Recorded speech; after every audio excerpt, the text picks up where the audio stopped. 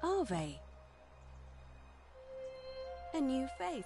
Arve, and may Vesta watch over you. I'm Equitia. To what do I owe the pleasure of this visit?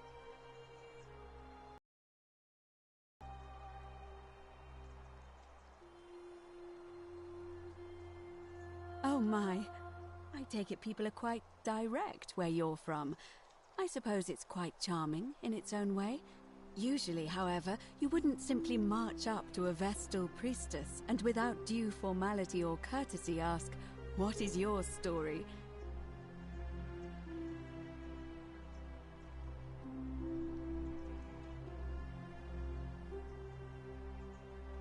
The proper approach would be to arrange an introduction through a mutual acquaintance in high office, by which time you would already know how to address me. And then you would find a way to satisfy your curiosity rather more indirectly. But to be honest, I've often thought what an unnecessarily formal way to communicate that is. So, let's do it your way. You just keep being yourself and ask whatever you like. It'll be a refreshing change.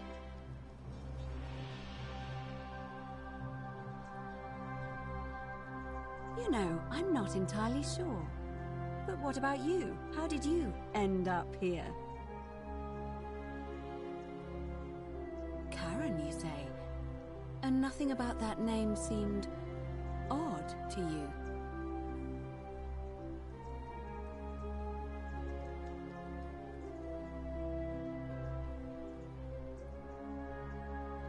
Older. I see. I wonder if...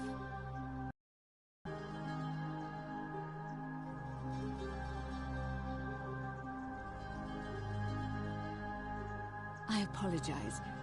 I don't mean to be cryptic. It's just that you've got me thinking. Have you spoken with any of the others about how they arrived here too? I really think you should. Go around and ask them what they remember and see if you notice any patterns.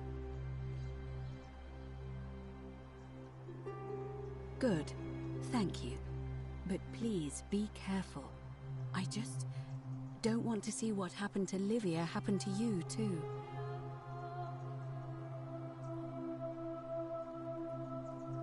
You have?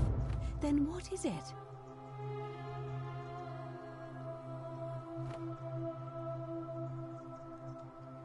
Yes, I understand many of our friends were carried here by a river current. What else?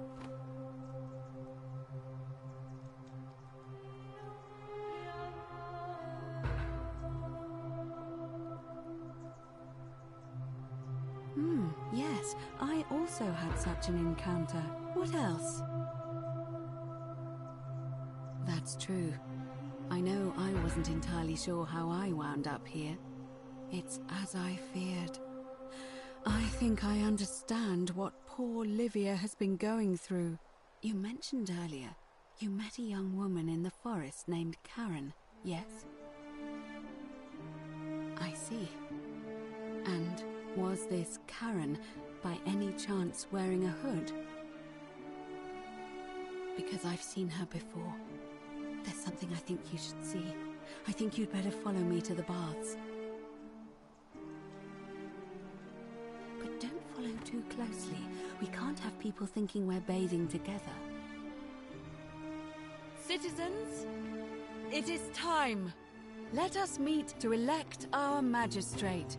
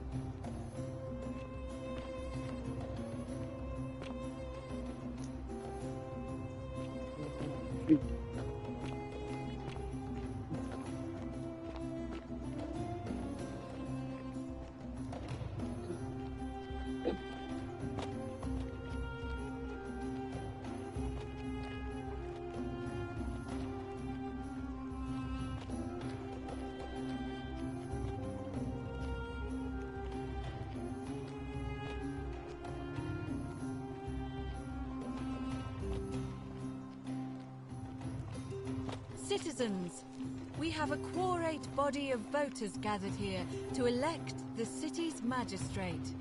The candidates are Sextus Sentius Imperiosus and Marcus Malleolus Gurges. As agreed, we shall dispense with ballots and candidates will abstain from voting. Let's make this quick. As I say your name, call your vote. I'll start with you, Horatius. Sentius, of course. Georgius. Malleolus. Dacius. Malleolus. Galerius. I abstain. I'm just here to observe. Virgil.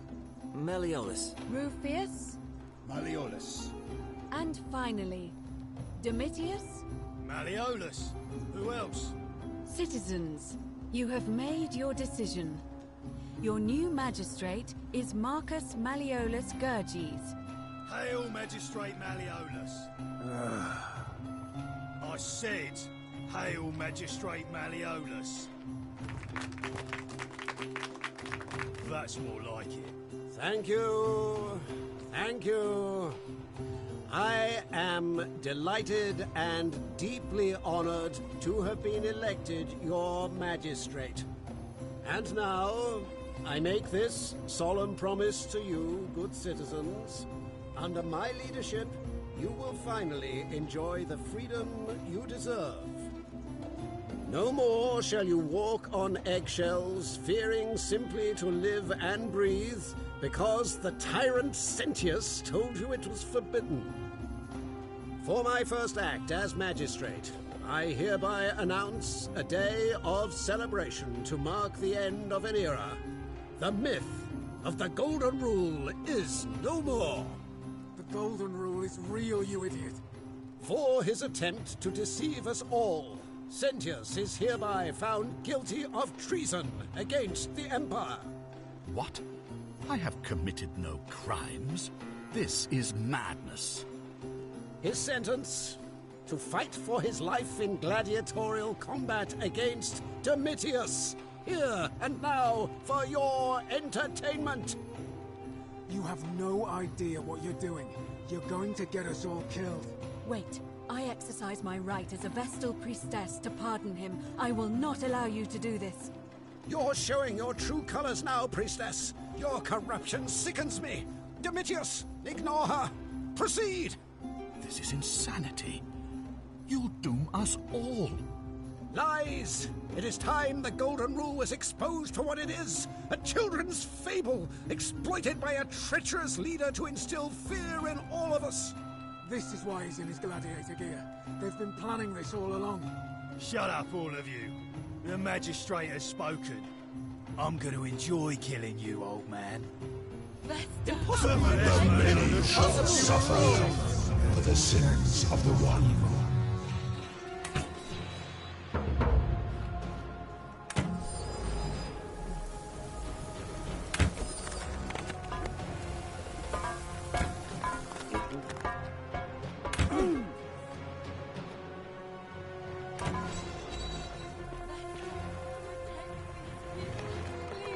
The golden statues! Beware of the golden statues!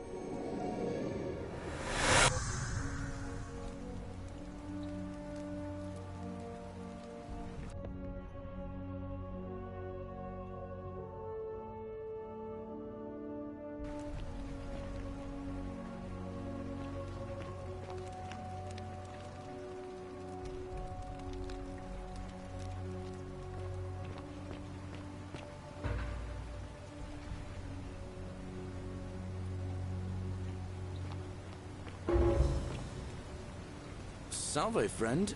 Mind telling me who you are and what you're doing with that bow on your back? Oh, sounds serious. I'm listening.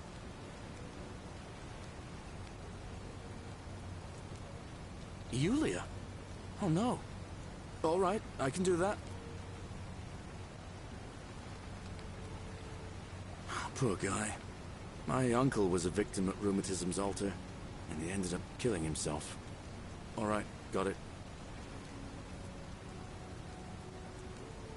All right, let me see. Stop Fabia going in, but send the new arrival to the empty shrine. Understood.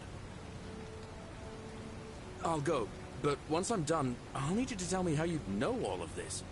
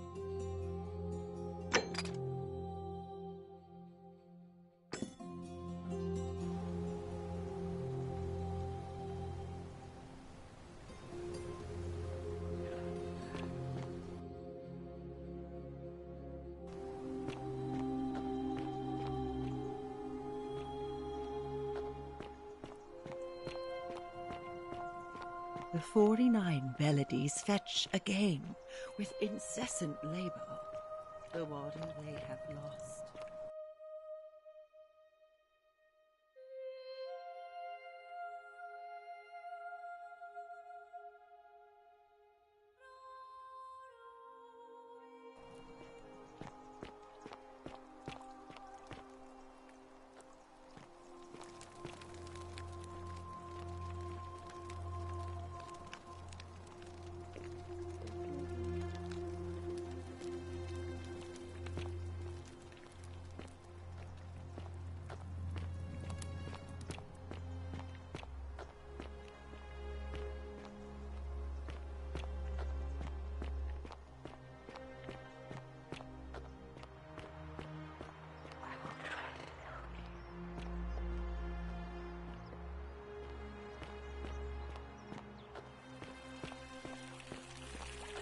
Keep an eye out for Scintilla, would you?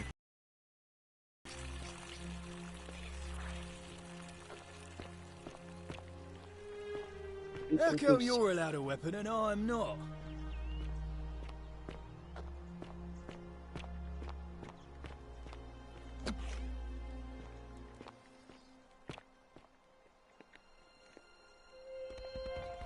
A new face. Ave, and may Vesta watch over you. I'm Equitia. To what do I owe the pleasure of this visit?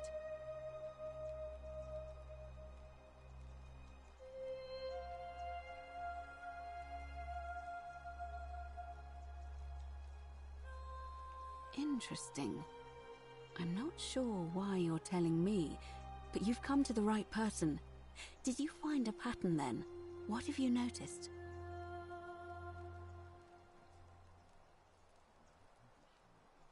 Yes, I understand many of our friends were carried here by a river current. What else? That's true. I know I wasn't entirely sure how I wound up here. What else? Yes, I also had such an encounter. It's as I feared. I think I understand what poor Livia has been going through. Let me ask you this. Did you happen to encounter a stranger in the forest before you arrived here? And did you happen to catch her name? I see. And was this Karen by any chance wearing a hood? Because I've seen her before. There's something I think you should see. I think you'd better follow me to the baths. But don't follow too closely. We can't have people thinking we're bathing together.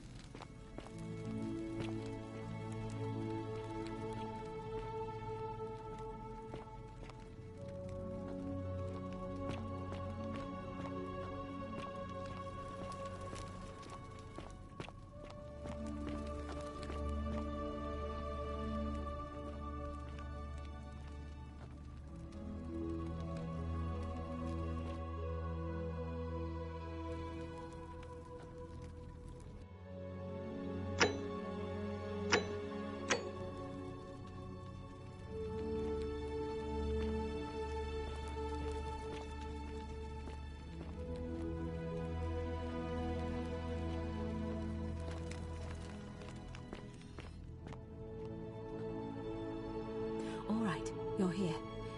You were asking how I knew the young woman you met by the river was wearing a hood. Here, look down at the bottom of the baths. It's a little hard to make out in this light. If only we could see. Oh, what a marvelous lamp.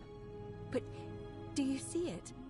Somebody waking up by a river in a forest to find a hooded figure with a coin. It's just as you described it, only your pronunciation is a little off. The name you heard wasn't Karen. It was C-H-A-R-O-N, as in Charon, the ferryman of the dead. Charon, who, in exchange for the right coin, helps the souls of the newly deceased cross the Styx, the river that separates the land of the living from the land of the dead. When I dragged you out of the river, I thought you were never gonna wake up. I checked your pockets for ID, but all I found was some loose change. Feels like I've spent my whole life in a dead-end job with an endless commute. Sorry if I sounded cagey, it's just that I don't always get the best reactions when I introduce myself. My name's Karen. I'm so sorry, my friend. I'm so sorry. I take it you know what this means. I'm afraid so. It's all starting to make sense. All these people whose last memory was running from the fires toward the river. It seems none of them escaped with their lives after all. Perhaps we should be grateful they don't remember their final moments. It also tells us that the Golden Rule is the work of Pluto, the god of the underworld, and why his epithet has always been Father of Riches. I know it's a lot to take in, and you look as if you have questions, so I'll try to answer them if I can.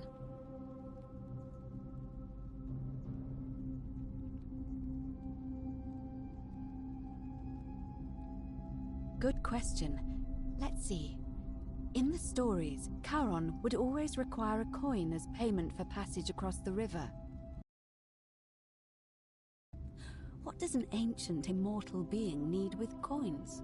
In our case, it seems Charon didn't take the coins we had. He or she merely checked we had one in our possession. So, maybe there's something special about the coins each of us had on us. That might explain why we wound up here, but so many others did not.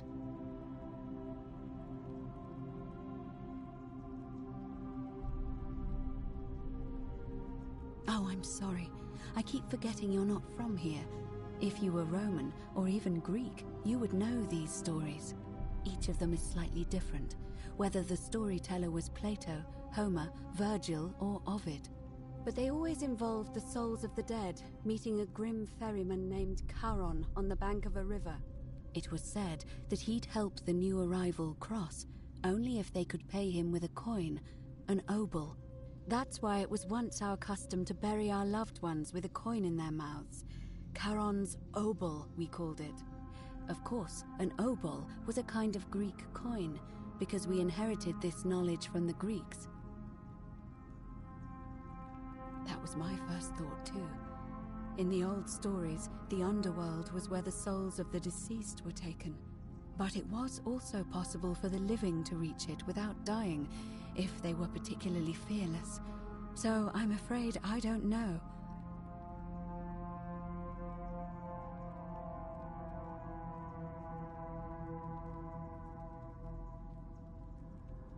To be fair, the ferryman isn't exactly as the poets described, and he, she, they seem to appear to different people in different guises. You say you saw a young woman named Karen with a hood, and I once heard Kabash mention a stranger in a ram headdress named Kerti, and Rufius described meeting a stranger named Kumut Tabal wearing an eagle headdress. But whatever form this stranger took, they were always wearing a hood of some sort, and their name always began with a K sound. I suspect the only way you'll solve this riddle is if your paths cross again. No. I mean, I had my suspicions, especially after Livia's ramblings, but I would never have figured it out without your help, I promise you. Now that we know where we are, we have to figure out what to do about it, if we don't want to be cast into gold for eternity. We don't have much to go on, except the old stories. I remember 4 in particular about heroes in the underworld. Hercules, the demigod and son of Jupiter. Orpheus, a Thracian poet. Sisyphus, a king of Ephyra. And Aeneas, a Trojan hero. Hercules was able to leave the underworld because he cowed its god with his strength. Sisyphus and Orpheus both relied on their wits instead. They persuaded the goddess of the underworld, Proserpina, to help them escape. And finally, Aeneas was able to escape with the help of a spirit guide, who led him through a secret gate. So it seems you have 2 options: to confront the god of the underworld head-on, or find a way to escape with the help of Proserpina or some other guide.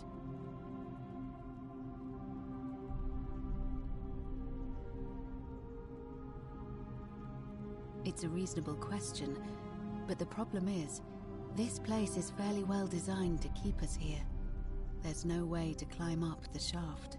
And even if you could build a ladder big enough, just trying it would break the golden rule.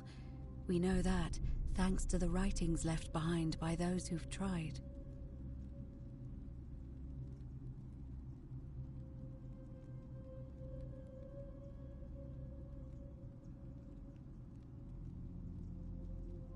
All Romans try to avoid saying it, and the reason is quite simple. He might hear us. You may refer to him as Pluto, if you wish, but you'll only be calling attention to yourself. Do so at your own peril.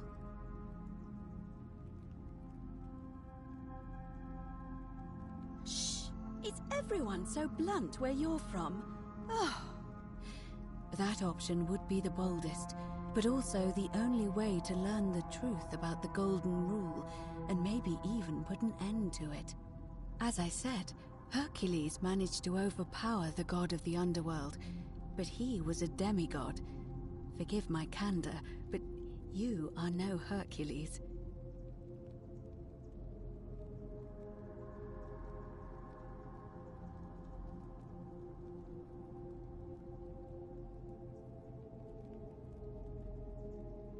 Are you telling me that you can? I won't pretend to understand exactly what that means, but if that's true, then perhaps you stand a chance.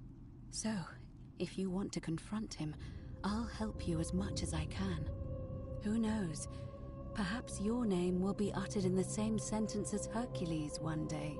But first, you'd need an audience with you-know-who, and for that, you'll need to enter the great temple overlooking the city. The problem is, the door has been sealed shut for as long as I've lived here, and there doesn't even seem to be a keyhole. I suspect the answer lies in the desecrated obelisk in front of it. I'm not sure if you noticed, but there are 4 plaques missing from its base. It looks as though somebody, or a series of somebodies, forcibly removed them, and in doing so, dishonored and angered our divine keeper. If you could recover and replace all 4 of those missing plaques, I imagine he might be willing to receive an audience again. It's the towering stone monument with 4 sides and a pyramid-shaped head that stands before the great temple, a dedication to the god of this place. You'll find them all over Rome, but of course they were looted from Egypt many years ago. It seems one of them made its way here too, although how is a mystery. However, this one is unusual in that each of the 4 sides is decorated in a different style: Roman, Greek, Egyptian, and another I don't recognize. That means you'll need to recover 4 different plaques: Roman, Greek, Egyptian, and a 4th, a mystery plaque.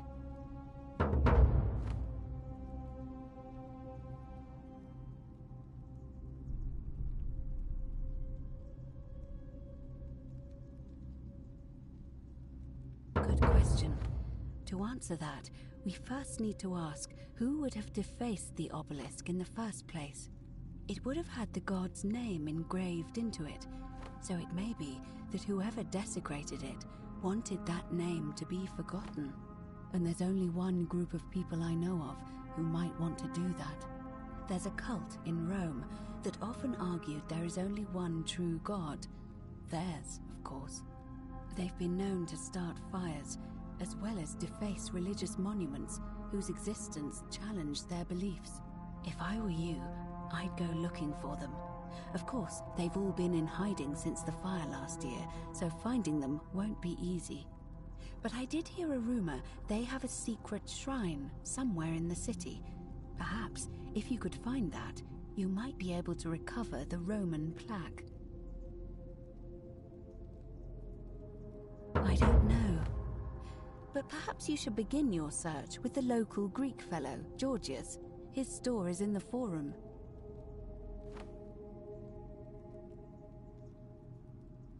Perhaps Kabash, our Egyptian resident, would be able to tell us. Unfortunately, he disappeared weeks ago. But I did hear Aurelia is peddling rumors about him at the tavern, so perhaps you could talk to her, or just take a look in his room.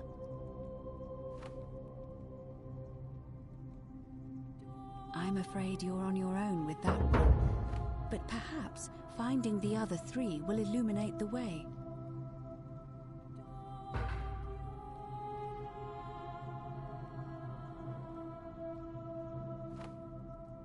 As I mentioned, both Orpheus and Sisyphus were said to have persuaded Proserpina to help them escape, and Aeneas was guided to the exit. The problem is, those are the stories of a poet, a self-aggrandizing king, and a brawler about their own heroic deeds, so they should be taken with a grain of salt. First, Proserpina. What we do know about her is, well, it's a grim tale. It's said The god of the underworld abducted and dragged her here against her will, forcing her into marriage. If the stories are true, then I suppose so. The problem is, how do we communicate with her without being noticed by her captor? Leaving that aside for a moment, there is also the possibility of a spirit guide. I don't suppose you've come across one of those in your travels? Truly? And you're only bringing this up now? Then again, I suppose you were worried I'd think you were as mad as Navia. Can you tell me more? Is it the same voice? What kinds of thing does it say?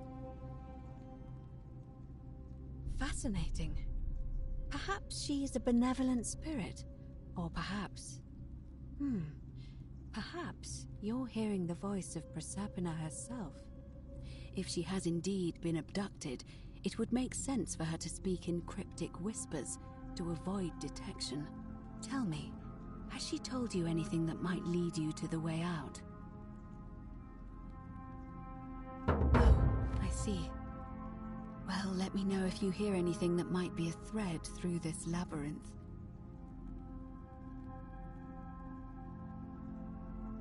All right. I would suggest not discussing this with anyone. The best we can do for them is to let them remain oblivious for as long as possible. As for Livia, it seems she's been shouldering the weight of this terrible secret all this time. Perhaps it would comfort her to know she's not alone.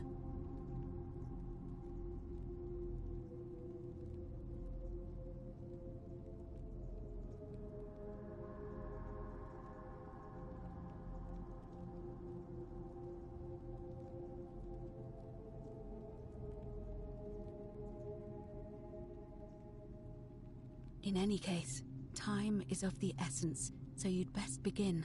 May Fortuna guide you. Although you may not need her with Proserpina on your side.